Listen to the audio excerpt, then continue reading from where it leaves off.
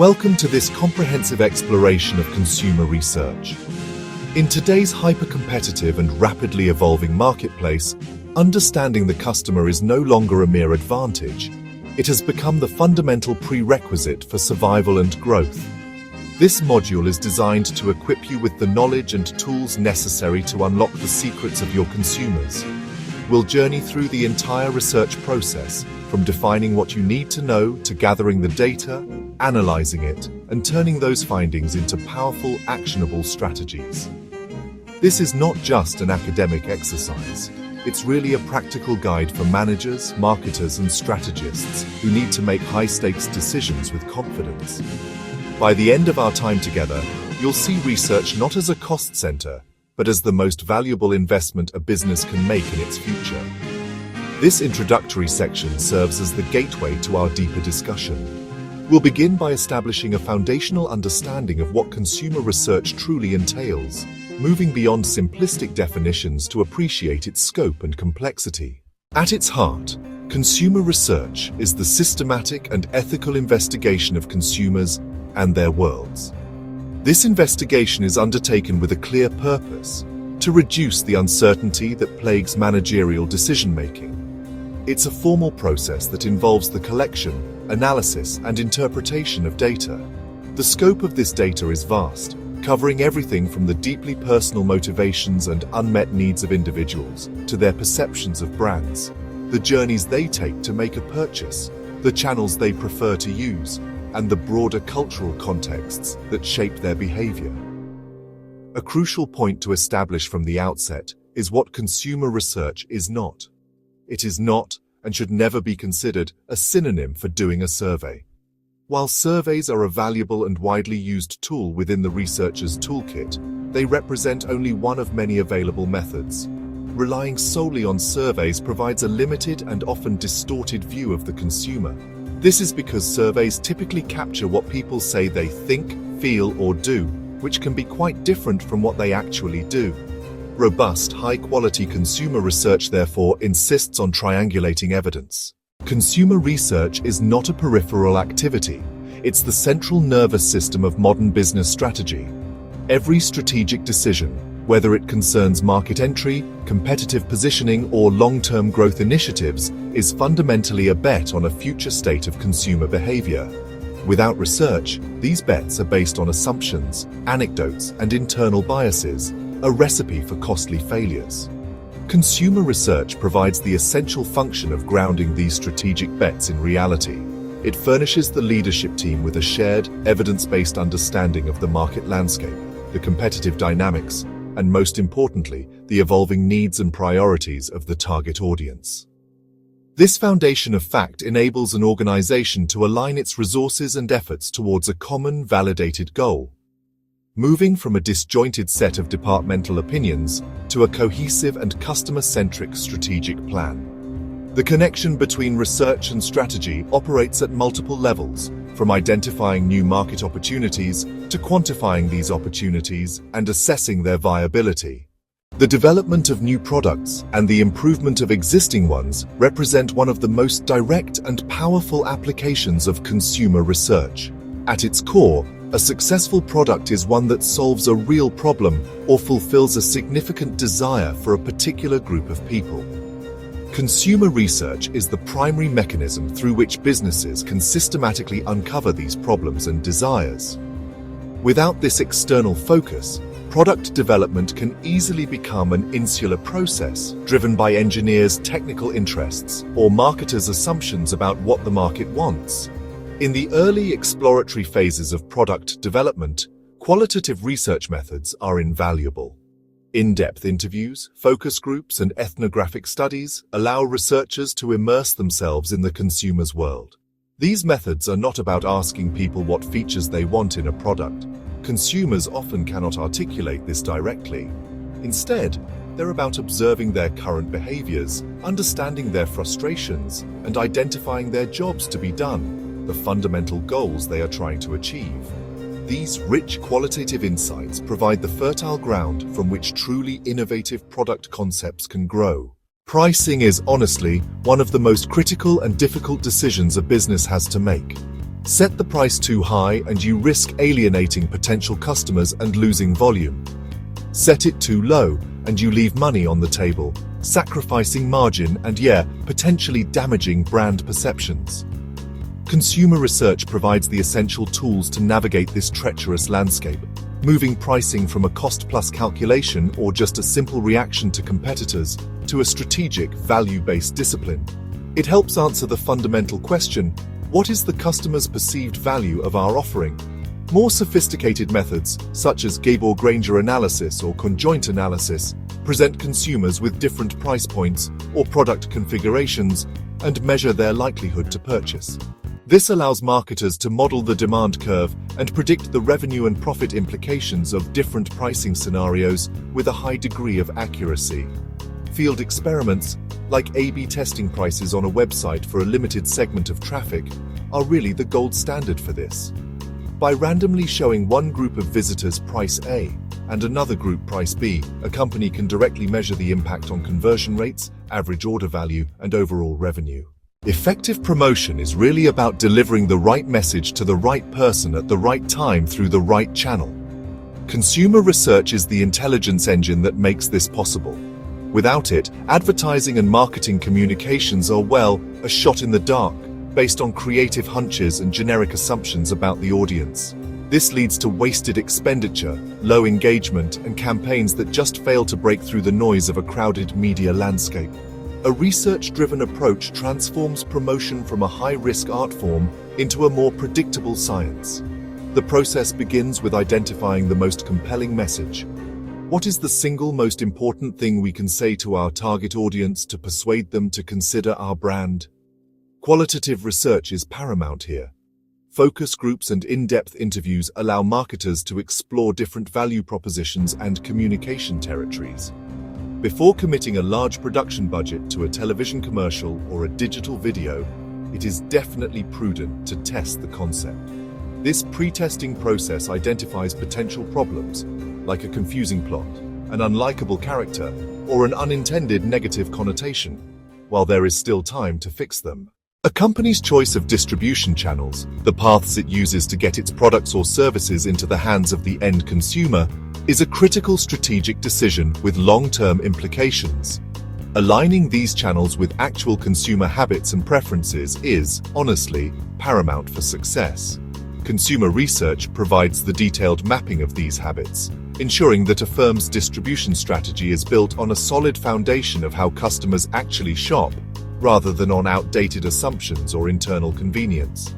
For a physical retail environment, observational research such as shop-alongs, where a researcher accompanies a consumer on a shopping trip, can reveal major pain points. These might include poor store layout, confusing signage, long checkout queues, or out-of-stock items. For a digital channel like a website or app, usability testing and clickstream analytics can pinpoint where users are struggling. These insights allow for targeted improvements that make the channel easier and more pleasant to use, directly boosting conversion rates. In an era where products and prices can be easily copied, the overall customer experience, or CX, has emerged as the key sustainable differentiator for many businesses. Customer experience is really the sum of all interactions a customer has with a company and its offerings over the entire duration of their relationship. It's not just a single event, but a cumulative perception shaped by every touchpoint. Consumer research is the fundamental tool for designing, measuring, and continuously improving this experience, because it requires seeing the journey through the customer's eyes, not just the company's internal silos. Once the journey is mapped, research provides the metrics to manage it. Organizations use a variety of research tools to quantify the customer experience at different levels. Relationship metrics, such as the Net Promoter Score or an overall customer satisfaction score, provide a high-level view of customer loyalty and sentiment. These continuous feedback loops allow the company to monitor performance, set improvement targets, and identify which parts of the journey are causing the most friction.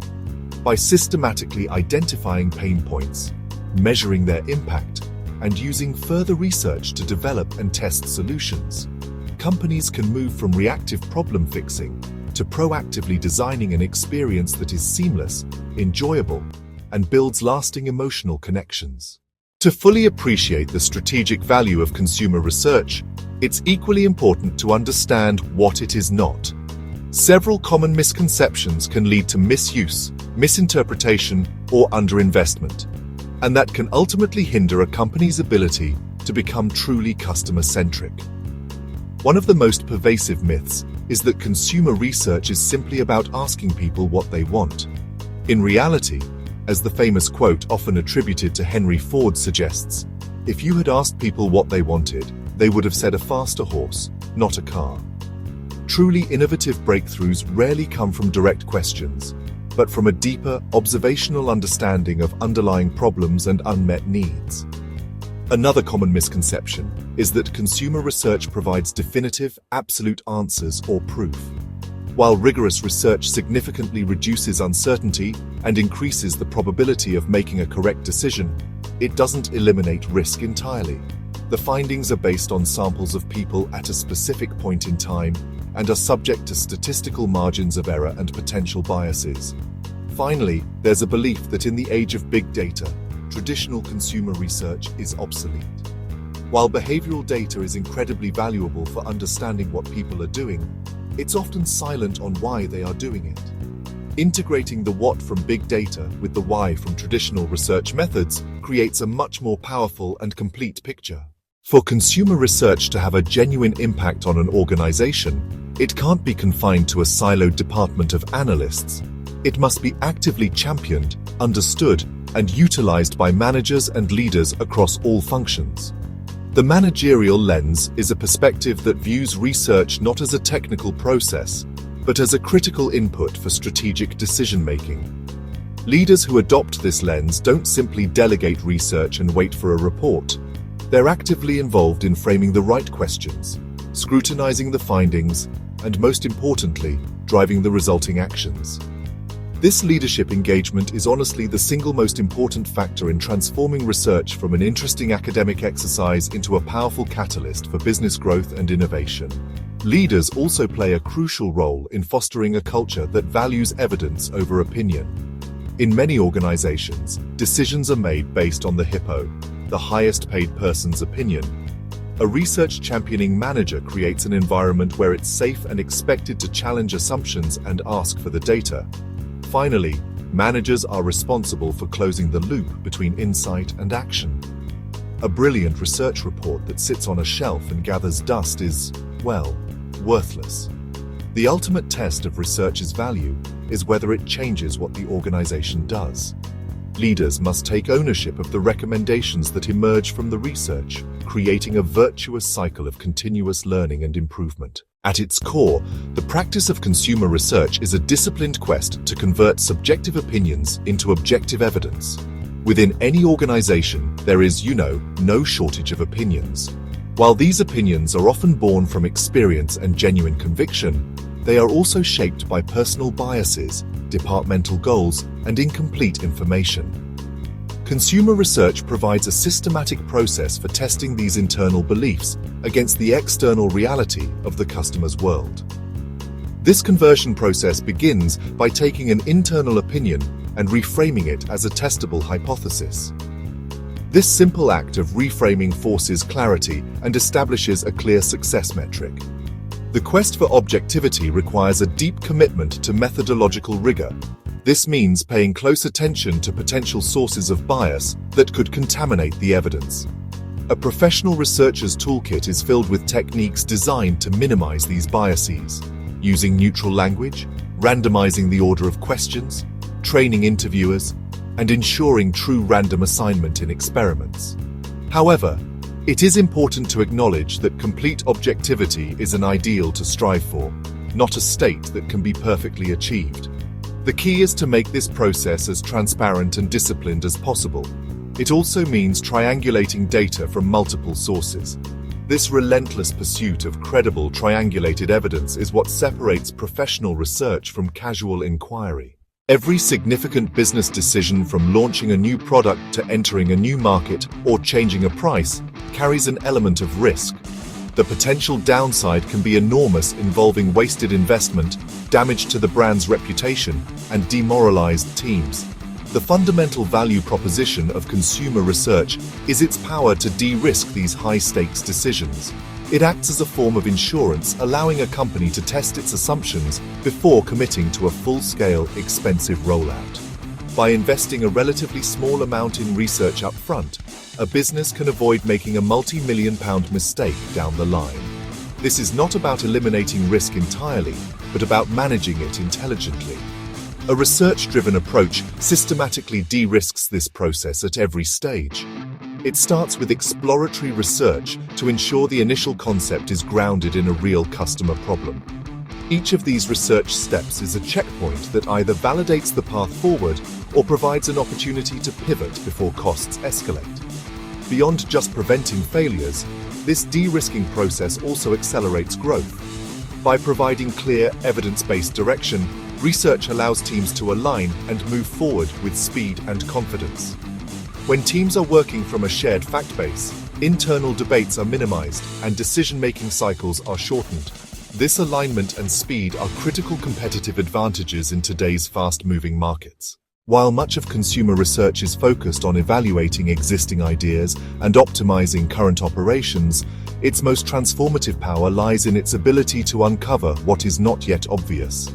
It can reveal latent needs, problems or desires that consumers have but have not yet articulated or may not even be consciously aware of.